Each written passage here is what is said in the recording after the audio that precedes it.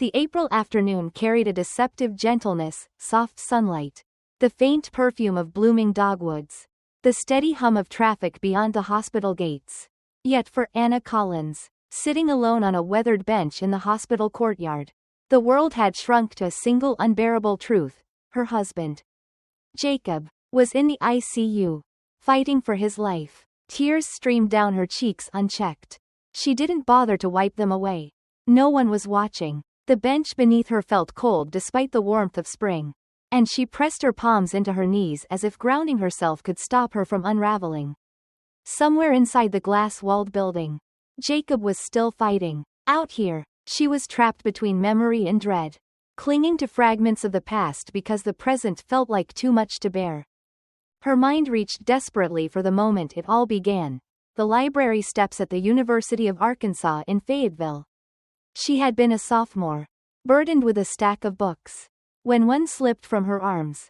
A tall young man with sun-bleached brown hair, worn jeans, and sneakers scuffed from long walks bent down, picked it up, and smiled. "I think this belongs to you," he said in a voice that was warm, steady, unpretentious. Not love at first sight. Not exactly, but something undeniable passed between them. They ended up walking across campus together, talking about professors they liked, exams they dreaded, and by the time they reached the library doors, Anna felt as if she'd known him far longer than an hour. Study sessions became late-night coffees. Casual strolls became evenings under Arkansas skies. Jacob wasn't the type who tried to impress. He was steady, grounded, and he made her feel seen in a way no one else had. Years later, standing in a small church near her hometown, Anna had looked at Jacob and thought, "This is it. This is the man I'll spend my life with." Their wedding wasn't extravagant, just family, friends, mason jars filled with wildflowers. Yet it felt perfect. Jacob had held her hands, whispered a joke during their vows that made her laugh through her tears, and kissed her like forever was already theirs. They built a modest but joyful life together. He worked steadily. She marveled at his quiet determination. Evenings found them at the kitchen table, sipping sweet tea, sketching out plans for the future, a bigger house, vacations to the coast, and above all, children. Jacob, who had grown up in foster care without a steady family, longed for it fiercely. He'd grin and say, "2 boys, a girl, and maybe twins to keep us on our toes." She'd throw a pillow at him, laughing, "We'll see about the twins." But truthfully, she wanted it too. Yet months stretched into years of silence. Pregnancy tests lined up in the trash like cruel reminders. Friends announced pregnancies, hosted baby showers, posted pictures of milestones, while Anna forced smiles and congratulated them through clenched teeth. Doctor visits followed. First the routine, then the invasive, until the recommendation came: IVF. At first it felt like reborn hope. They poured savings into treatments, lived by cycles and injections, dared to dream again when Anna first saw the tiny flicker of an embryo on a screen. For 2 weeks they lived in cautious joy, whispering about nursery colors. Then came the negative result. And again, each time, Anna let herself hope, and each time she ended up sobbing on the bathroom floor. Jacob never blamed her. He held her, rubbing circles on her back, whispering, "If it doesn't work, we'll adopt. Family isn't about blood, Anna, it's about love." But she couldn't help the longing, the ache of imagining Jacob's smile on a little boy's face, her mother's eyes in a daughter. Each failed cycle felt like a door slamming shut. The hormones drained her spirit, left her irritable, exhausted, weeping at shadows. Some nights she snapped at Jacob, then collapsed in his arms, whispering apologies. Through it all, he stayed. He didn't walk away when she pushed, didn't resent her when silence filled the dinner table. Love held them together, but the weight of disappointment was heavy. Still, Jacob's resilience carried her through. He was a man forged by hardship, foster homes, loneliness, birthdays without cake, nights of uncertainty, but he had never let bitterness consume him. He had taken brokenness and built something whole, something steady. Then came the fatigue. At first, Jacob brushed it off as stress. But the tiredness deepened. He lost weight. His jeans hung loose. He skipped meals. Bruises bloomed without cause. One night a nosebleed wouldn't stop. Anna's fear broke through. Jacob. This isn't normal. We need to see a doctor. Tests followed. Days of blood draws and scans. When the hematologist sat across from them, his face said it before the words left his mouth. Jacob's bone marrow wasn't producing blood cells. Without a transplant, he wouldn't survive. Anna's world tilted. A transplant, something she'd only heard about distantly, was now their only hope. Donors were usually siblings. Jacob had none. He had grown up without family. Without anyone. The registry offered a sliver of chance. But time was running out. That night Anna sat in a hospital chair, staring at the machines keeping her husband alive. A thought stabbed through her like ice. If only we'd had a child. Maybe that child could have saved him. The guilt was unbearable. She had failed him once in giving him children. And now again in not being able to give him life itself. Jacob sensed her anguish. Even through his weakness, he reached for her hand. Don't you dare blame yourself. He whispered. You've given me everything I ever wanted. You're my family. That's enough. She pressed her lips to his hand, trying to believe him, but the words dissolved against the weight of her fear. The days blurred inside sterile hospital walls. Anna lived between Jacob's ICU bed and the chapel. Her prayers frantic. Her body numb with dread. Outside, April bloomed. Children biked down sidewalks. Neighbors mowed lawns. The world spun on. But for Anna, time had narrowed to the fragile beep of monitors. Then, one afternoon by the courtyard fountain, Anna overheard two nurses chatting casually. He could have been a twin. One said, I swear I saw a man out near Siloam Springs who looked exactly like that ICU patient. Same build, same face. Anna froze, her heart pounding. Siloam Springs, a small town nestled in the Ozarks, just west of Fayetteville. Jacob had once told her about searching for his biological mother years ago. Chasing dead ends until the pain forced him to stop. He had closed that door. But Anna couldn't. Not now. That night, sitting by Jacob's bed, she whispered a vow he couldn't hear. If there's even a chance. I'll find him. I'll bring him to you. I promise. The next morning, with an overnight bag in the backseat and her heart thundering in her chest, Anna drove west into the Ozarks. Every mile away from Jacob felt like a knife. But hope, fragile and dangerous, pulled her forward. The further Anna drove, the more the world around her shifted. Suburban neighborhoods gave way to rolling hills. Pine trees standing tall like sentinels on either side of the road. The air smelled of damp earth and early spring rain. By mid-afternoon, the pavement narrowed into cracked asphalt. Then to gravel, rattling beneath her tires. Every bump in the road made her heart jolt with the reminder of why she was here. Jacob's face pale under hospital lights. His body tethered to machines. His life slipping thread by thread. At last, she rolled into a town so small it could have been missed in a blink. A single gas station with peeling paint stood on the corner. A diner flickered with a neon, open, sign. And houses leaned tiredly along the roadside. She pulled in at the diner, her legs stiff as she stepped out. An elderly man sat rocking on the porch, his hat tipped against the sun. Chewing a toothpick like time itself had slowed for him. Excuse me, sir, Anna began, her voice tentative. I'm looking for someone, a man who lives around here. I was told he might look a lot like my husband. The man squinted, studied her face, then motioned toward the ridge beyond town. There's a fellow out past the hills. Lives in a cabin that's seen better days. Keeps to himself mostly. Some say he drinks too much. But he ain't mean. Could be the one you're after. Anna thanked him, her throat tight, then climbed back into her car. Following his directions, she turned onto a gravel road that wound deeper into the woods. Dust rose behind her like smoke. The houses disappeared, replaced by trees thick and tangled. Finally, she saw it, a small, weather-beaten cabin slouched at the edge of the forest. Its porch sagged, paint stripped away, an old truck rusting in the yard with one tire flat. She parked, her hands trembling against the steering wheel. For a long moment, she couldn't move. What if it's nothing? What if I'm chasing ghosts? But then Jacob's face flashed in her mind. And she forced herself to open the door. The crunch of gravel beneath her shoes was impossibly loud as she walked up the steps and knocked on the warped wooden door. Silence. Then heavy footsteps. The door creaked open. The man who appeared looked worn. Disheveled. His shirt was wrinkled. Stubble shadowed his jaw. And his eyes were weary as though unaccustomed to visitors. But what stole Anna's breath was his face. The resemblance was uncanny. Jacob's features echoed in rougher lines. His frame broader but stooped.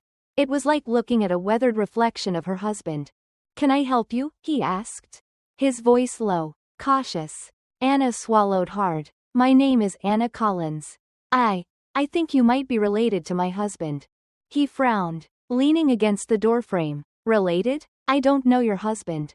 "His name is Jacob," Anna pressed, her words tumbling fast. "He grew up in foster care. Never knew his family. But you," she paused, emotion clogging her throat. "You look just like him. Like you could be his brother." Something flickered across the man's face, shock. Disbelief, quickly masked by suspicion. He shook his head. "Lots of people look alike. You're mistaken." "No," Anna said firmly, her voice trembling with urgency. "I know what I see. Please, just hear me out." For a long, tense moment, the man studied her, his gaze sharp and conflicted. Finally, he stepped aside and gestured her inside. The cabin smelled faintly of wood smoke and stale coffee. The furniture was sparse, worn. A few empty bottles cluttered a table in the corner. The man motioned to a chair and sat heavily across from her. "Name's Matthew. Most folks just call me Matt." Anna's heart pounded. "Matt," she whispered, her hands clasped tightly. "I think you're Jacob's brother. And if I'm right, you might be the only one who can save his life." Matt's jaw tightened. His eyes dropped to the floorboards, as if the story he carried was carved into the wood. For a long while, silence stretched between them. Then, with a sigh that sounded as old as his bones, he began. "Our mother," he muttered, voice rough, "was a drunk. Always was. Too many kids, never enough money, and no sense to care for any of us. The house was chaos. Dirty dishes stacked to the ceiling. Bottles rolling on the floor. Babies crying in corners while she screamed. I was the oldest. Fell on me to keep the younger ones alive." His voice faltered, then hardened again. "I tried. God knows I tried. Changed diapers when I was barely old enough to tie my own shoes. Made sandwiches when there was bread. Watered down soup when there wasn't. But it was never enough. CPS came more than once. Sometimes they took one of us away. Then brought us back when she promised she'd do better. But she never did." Anna felt her chest tighten, her heart clenching at the rawness of his words. "Then there was the baby," Matt continued, his gaze distant. "I couldn't have been more than 10 when she brought him home from the hospital.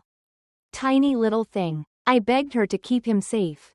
Told her I'd help, that I'd watch him, do anything. But she just laughed. Said she couldn't feed another mouth.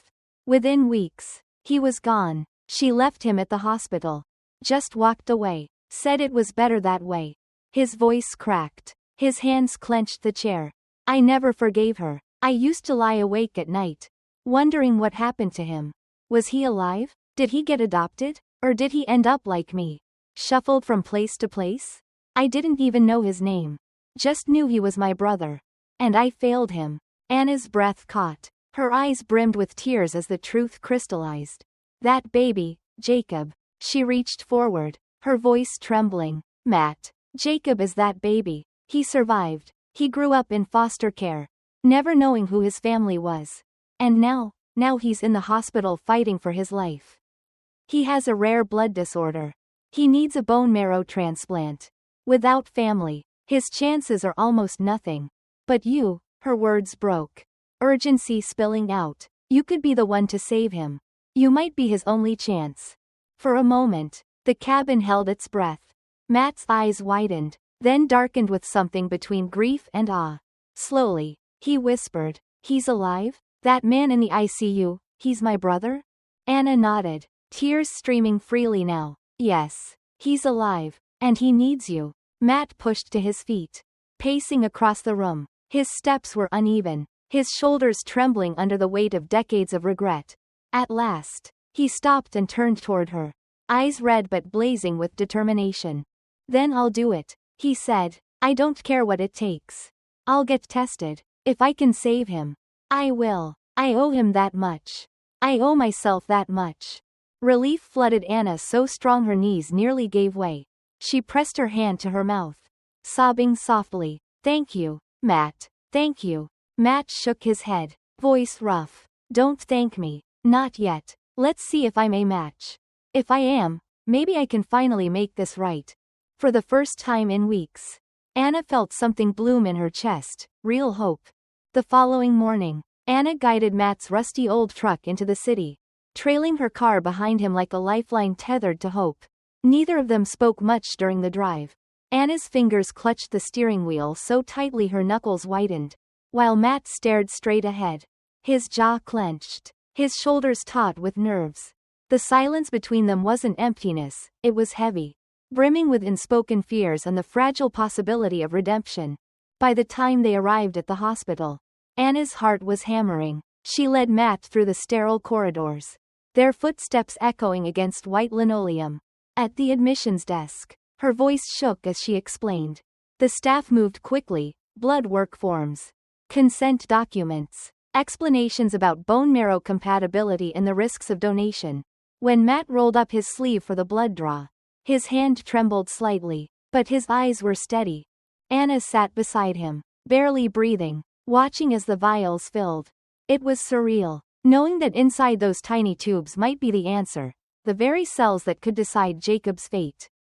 Matt looked down at his arm, muttering, after all these years, I finally get the chance to do something that matters. Anna's throat tightened. She wanted to tell him he had already done something extraordinary just by showing up. But the weight of what lay ahead kept her silent. Instead, she reached over and squeezed his hand. The waiting that followed was unbearable. Hours bled into a day.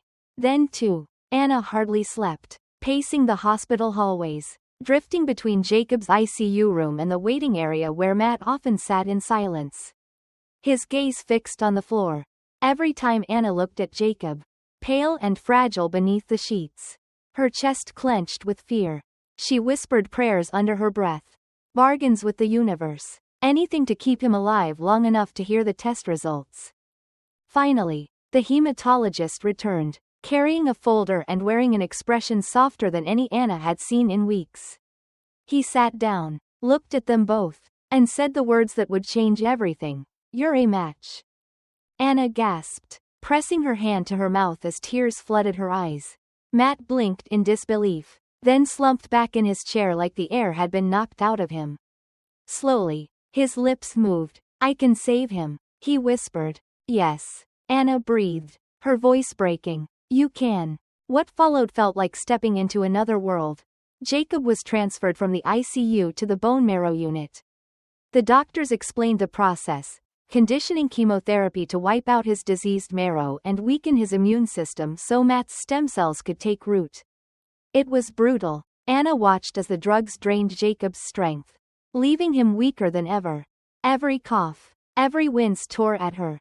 She sat by his bed, stroking his hand, whispering reminders of who he was. You survived worse. Jacob, you've always been stronger than the storm. Meanwhile, Matt began his own preparations. For several days, he received injections to stimulate his body into producing extra stem cells. The medicine made his bones ache, his muscles heavy, and his mood unsteady. One evening, sitting in the donor ward with Anna at his side, he muttered, I deserve worse. After the life I lived, the choices I made, maybe this is my penance. Anna touched his arm gently. This isn't penance, Matt. It's grace. You're giving us everything. That's more than enough. Finally, the day came. Day 0. The doctors called it the day of transplant. The day of rebirth. Matt lay in the donation suite, his blood flowing through a machine that filtered out the precious stem cells, returning the rest to his body. Bag after bag slowly filled with the liquid that looked ordinary, almost mundane, yet carried the weight of a miracle. Anna stood outside the glass, her chest tight, tears streaking her face as she watched life itself being gathered drop by drop. Hours later, in Jacob's room, nurses entered carrying the clear IV bag.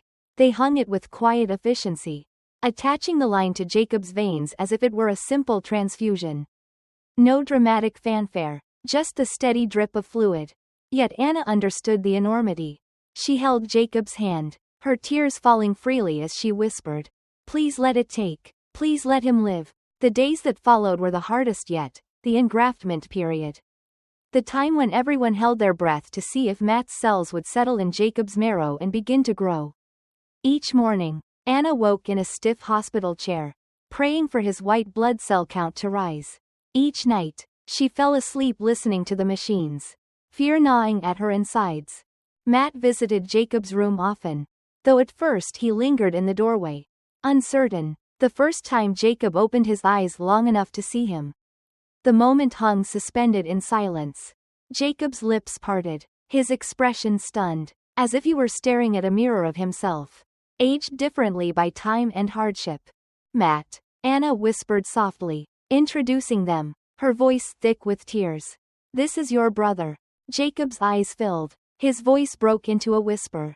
"All my life, I wondered if I had anyone. And here you are." Matt's own eyes shone red as he stepped closer. His hand shook as he reached out, placing it gently on Jacob's arm. "I should have been there for you," he said hoarsely. "I couldn't stop her from leaving you. But I'm here now. I'm not leaving this time." Anna pressed her hand over her mouth as sobs overtook her. She watched as Jacob reached up with trembling fingers to grip Matt's hand. For the first time in decades, the brothers held on to each other. In that sterile hospital room, with machines beeping and sunlight filtering through the blinds, a family long fractured was made whole again. The transplant was only the beginning. Doctors warned Anna and Matt that the weeks ahead would be critical. Jacob's immune system had been stripped bare by the conditioning chemo. Infection was the enemy now. Invisible yet relentless. Every visitor scrubbed their hands until raw, wore masks and gowns, and moved cautiously as if a single careless touch could unravel everything. Anna remained by Jacob's side almost constantly. She watched him sleep, his body frail, his skin pale but warm with the borrowed hope coursing through his veins. Each beep of the monitor was a reminder of the fragile line he balanced on. Sometimes, when the silence of night deepened, she would lean close and whisper stories into his ear, memories of their first date. Dreams of the children they never had. The sound of laughter that still lingered in their small house. She prayed he could hear her through the haze, that her words would anchor him to this world. Matt, meanwhile, carried his own battle quietly. The donation left him weak and sore, but he refused to complain. Instead, he lingered in the hallways, restless, pacing with guilt and hope twisted together. One evening, he found Anna slumped in a chair outside Jacob's room, her face buried in her hands. He sat beside her, awkward at first, then offered in a low voice, "You look like you're carrying the whole world." She lifted her head, eyes swollen from crying. "Sometimes it feels like it. What if it doesn't work? What if he doesn't make it?" Matt stared at the floor, his jaw tightening. "Then it won't be because he didn't fight. Or because you didn't fight. I've seen men give up for less.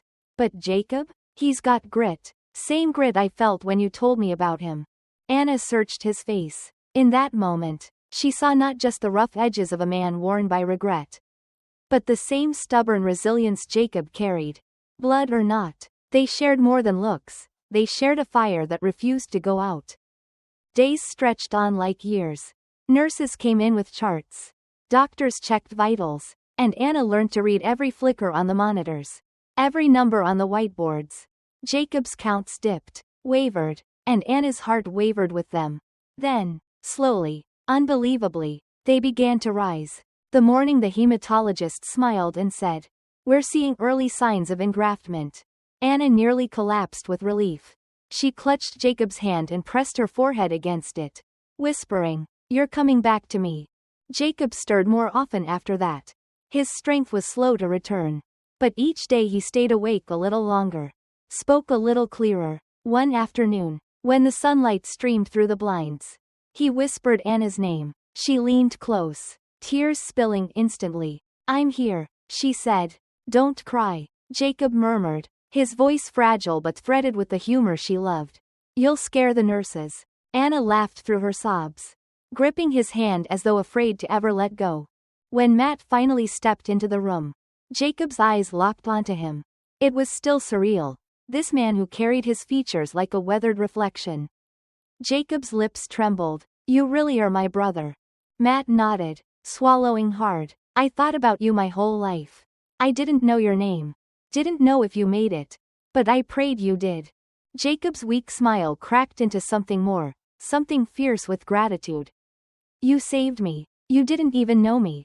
And you saved me. Matt blinked back tears. I should have been there from the start. But I'm here now. That's a promise. Anna watched as the brothers clasped hands. Fragile yet unbreakable, for the first time in months. The room felt less like a prison and more like a place of rebirth. Still, recovery was not simple. Jacob faced fevers, nausea, and nights of confusion. Anna hovered, soothing him, refusing to leave even when the nurses urged her to rest.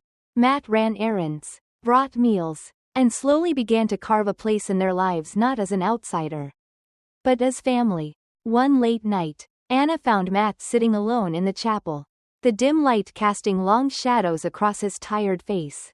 She sat beside him, waiting until he finally spoke. I used to think I'd ruined every chance I had. That my story was just survival. Nothing more. His voice cracked. But when you knocked on my door, it was like the world was giving me one last chance to matter. Anna's eyes softened. You don't just matter, Matt. You're the reason Jacob's still here. You gave us back our future. For a long moment, silence filled the chapel. Then Matt exhaled, shoulders lowering, as if for the first time in years the weight of regret had lifted, replaced by something sturdier, purpose.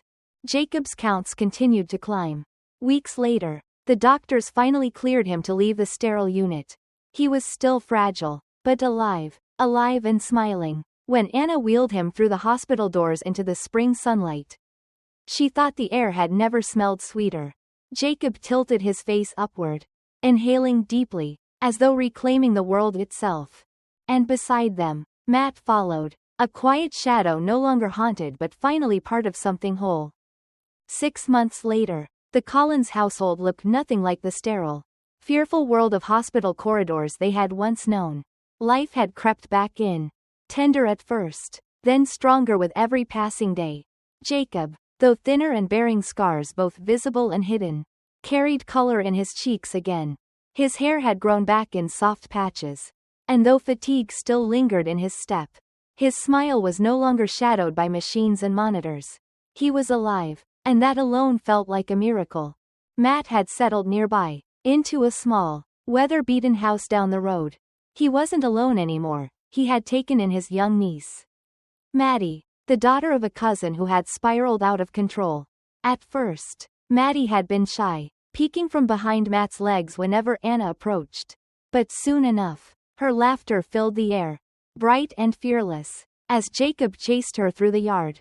Watching Jacob scoop her into his arms and spin her until she squealed was like watching a missing dream restored.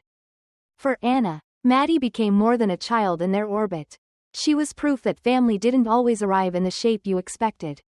She found herself tucking Maddie into bed when Matt worked late, reading bedtime stories in a voice that trembled with both joy and ache. The ache of what she and Jacob had lost still lingered, but Maddie's giggles softened it. Matt himself had changed in ways Anna could hardly have imagined. The bottles that once lined his cabin table were gone.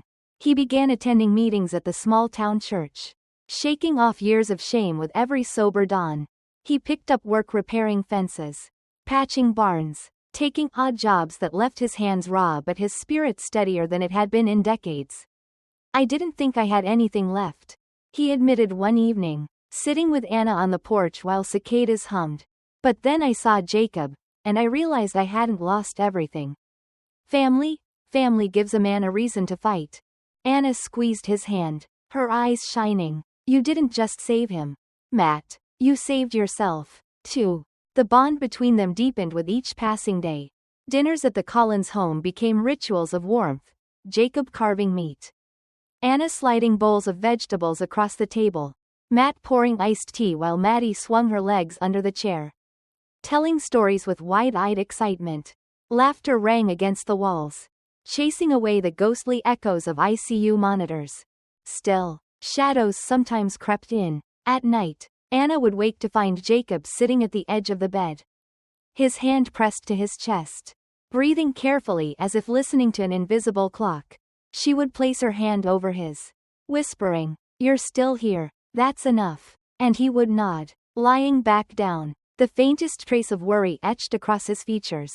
Autumn arrived in a rush of color, amber leaves spilling across the Arkansas hillsides. The air crisp with wood smoke.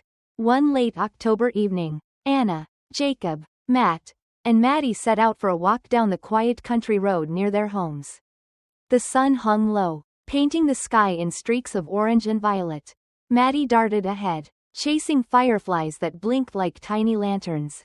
Jacob reached for Anna's hand, his grip steady, strong, alive. On his other side, Matt walked with his shoulders squared, no longer stooped by years of regret, but lifted by the weight of belonging. Anna slowed for a moment, letting her gaze fall on the three of them. Her husband, who had fought through impossible odds. His brother, who had given him life a second time. The little girl, who carried the laughter of the family they once thought they'd never have. In her chest bloomed a quiet, steady gratitude that outshone every sorrow. She realized then that hope had not come in the way she expected. It had not come through the child she once prayed for, nor the perfect life she imagined in neat outlines. It had come through brokenness, through loss, through the unlikeliest of reunions. It had come through love stubborn enough to survive despair. "Come on," Maddie called, spinning in the fading light. "Don't let me get too far ahead." The three adults quickened their steps, laughter spilling into the twilight as their shadows stretched long across the dirt road. And in that golden glow, Anna knew they had been given something rare, not a perfect life, but a healed one. The weeks of autumn deepened, the air crisp and fragrant with wood smoke. But inside the Collins household warmth pulsed steady. Evenings became their sanctuary. Jacob, still regaining strength, would ease himself into the worn armchair by the fireplace. Anna curled beside him, her head on his shoulder, while Matt sat across with a mug of coffee in his hands. Maddie sprawled on the rug with crayons, filling page after page with bright, messy pictures, some of stick figures holding hands, others of houses with tall chimneys and flowers in windows. Every time she held up a drawing and said, "This is our family," Anna felt her throat tighten. It wasn't the picture she had once envisioned, her own children running down hallways, Jacob tossing toddlers in the air, but it was a family nonetheless, drawn from loss and patched together with resilience. Jacob, too, seemed transformed. Surviving a transplant left him vulnerable in ways he'd never shown before. But it also carved out a new layer of tenderness. He no longer rushed through days as if tomorrow were guaranteed. Instead, he noticed details. The way sunlight hit the porch steps. The sound of Maddie's laughter drifting through the yard. The soft press of Anna's hand against his. He lived as if every moment was something to be treasured. Because it was. Yet shadows still lurked. Some nights, Jacob woke drenched in sweat, gasping from nightmares of beeping monitors and sterile white rooms. Anna would wake with him, brushing his damp hair back, murmuring, "It's over, you're home." He'd cling to her, his breath trembling, until sleep finally pulled him under again. Matt wrestled with his own ghosts. Though he stayed sober, temptation whispered on bad days. He confided once, standing outside under a sky scattered with stars. "There are moments I still hear her voice, our mother's, telling me I'll never be more than the chaos she raised me in. It makes me want to drown it out."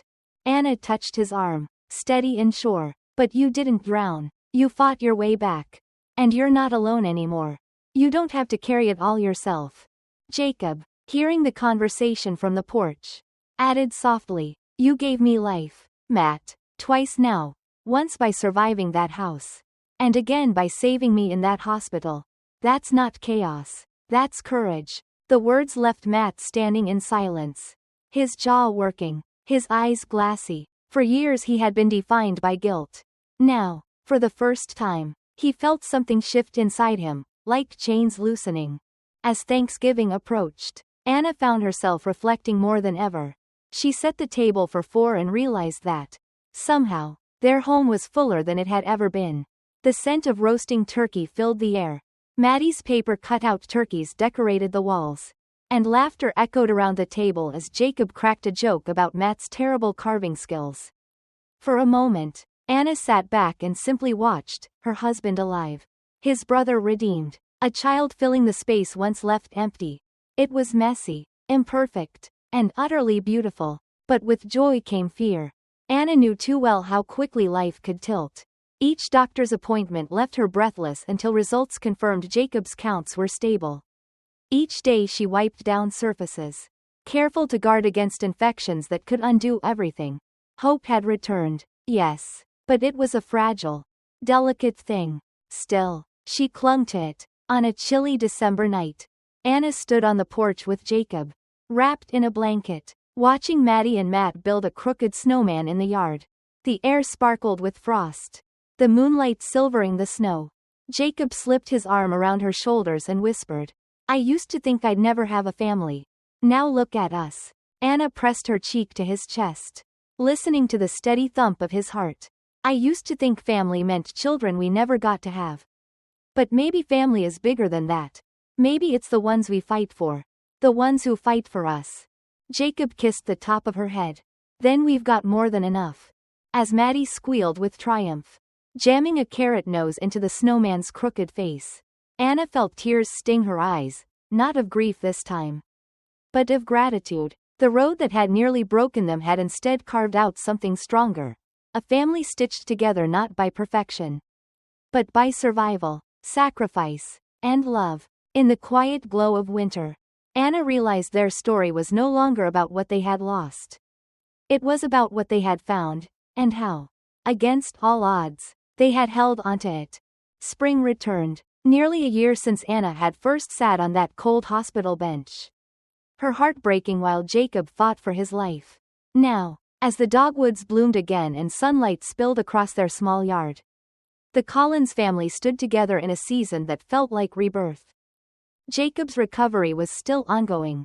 His strength came back in careful increments. Short walks that grew into hikes on the Ozark trails he loved. Laughter that no longer broke into coughing. Evenings when he could carry Maddie on his shoulders without tiring too quickly.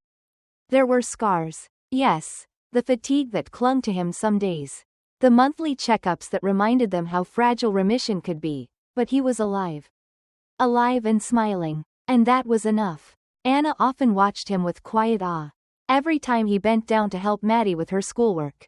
Every time he reached for Matt during Sunday dinners. Every time he caught her gaze across a crowded room with that familiar grin. She felt the weight of gratitude press warm against her chest. She had almost lost him. But fate, or perhaps grace, had placed a brother into their path when they needed it most. Matt himself was no longer the haunted man Anna had first met in that broken-down cabin. He had found purpose in sobriety, in fatherhood, in brotherhood. His house down the road became a second home for Maddie, filled with toys and drawings she proudly taped to the refrigerator. On weekends, he worked odd jobs, fixing fences or mending roofs, his hands rough but steady. And on Sunday mornings, he sat beside Jacob at church, their resemblance undeniable, their bond even stronger. For Maddie, life had transformed as well. She had walked into Anna's home shy and uncertain. But now she raced barefoot across the grass, squealing as Jacob chased her with mock growls. She slipped drawings under Anna's pillow, crayon families with 4 figures holding hands. Sometimes she added a sun with a wide smile. Sometimes a row of flowers. Always with the words, "Our family," scrawled underneath. One warm evening in late April, Anna, Jacob, Matt, and Maddie gathered for a simple dinner on the porch. The air buzzed with crickets, the scent of grilled chicken drifting from the table. After they ate, Maddie curled against Jacob's side, her head heavy with sleep. Matt leaned back, watching the fireflies flicker in the dusk. "I used to think I'd never get a second chance," Matt said softly, his voice rough but steady. "But I did. You both gave me one. And I'm not wasting it."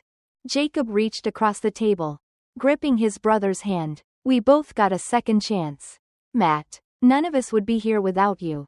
Anna watched them, her heart swelling with emotions too large for words.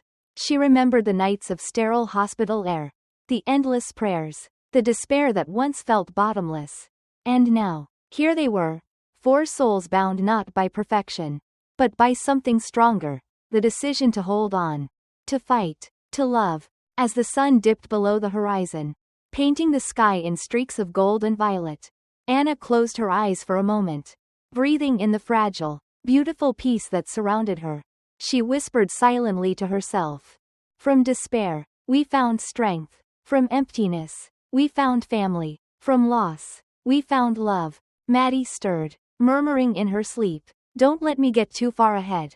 The words tugged at Anna's heart. She looked at Jacob, at Matt, at the child who had come to embody the future they once thought lost. And smiled. Together, they rose, carrying Maddie inside, their laughter mingling in the twilight. Their shadows stretched long across the porch, woven together, unbreakable. It wasn't the life Anna had once pictured, but it was something rarer. Not a perfect life, but a healed one.